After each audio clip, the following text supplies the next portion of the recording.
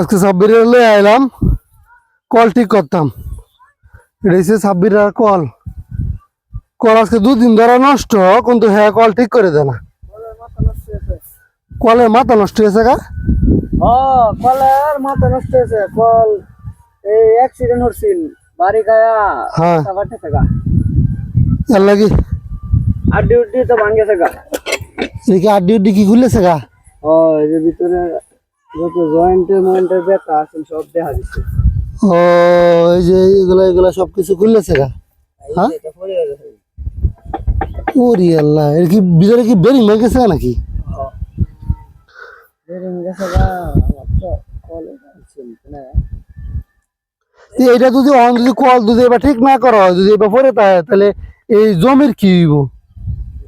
এই যে অন যে ধান বাড়িতেছে এই জমিগুলার কিন্তু এই মুহূর্তে পানি দেওয়ার দরকার। পানি যদি না দিতে পারে তাহলে কিন্তু ধান পাওয়া যেত না আমার মতো।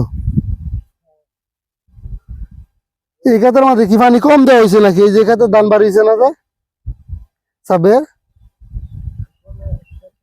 হ্যাঁ খাওয়ান কম পাইছে।